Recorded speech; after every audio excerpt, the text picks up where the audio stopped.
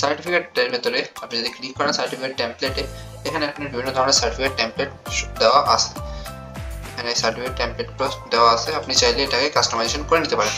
আপনি সার্টিফিকেট টেমপ্লেটের নাম দিবেন, কোন স্টুডেন্টের জন্য নাকি এমপ্লয়ীদের জন্য দিতে চাচ্ছেন সেটা দিবেন, পেজ লেআউট দিবেন, স্কোয়ার, রাউন্ড, ফটো সাইজ, সবগুলো সাইজ অনুসারে আপনি অ্যাকুরেট ভাবে দিয়ে, background, signature image, logo image, সার্টিফিকেটের লোগো এবং ব্যাকগ্রাউন্ডটা কি থাকবে সেটা দিয়ে আপনি এখান থেকে সার্টিফিকেটে অ্যাড করতে পারেন, কন্টেন্ট অ্যাড করতে পারেন সার্টিফিকেটে এটার ভেতর থেকে।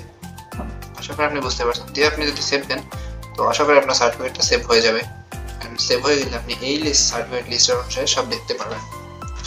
এরপরে জেনারেট স্টুডেন্ট সার্টিফিকেট লিস্ট তৈরি হওয়ার পরে আপনি এটাকে সেম ভাবে যে স্টুডেন্টের জন্য জেনারেট করতে পারবেন, কোন স্টুডেন্টের জন্য জেনারেট করতে হবে সেটা এখান থেকে জেনারেট দিলে আপনি স্টুডেন্টগুলো দেখতে পারবেন, যেমন এরকম।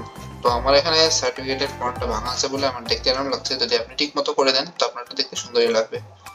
তো রোল ম্যানেজমেন্টের জন্য সেম সার্টিফিকেটটা, এমপ্লয়ের জন্য কিন্তু সেম ভাবে দেওয়ার পরে আপনি সার্টিফিকেট ফিল্টার করলে এখানে আপনি সার্টিফিকেটটা দেখতে পারবেন, জেনারেট করলে জেনারেট হয়ে যাবে। ওকে।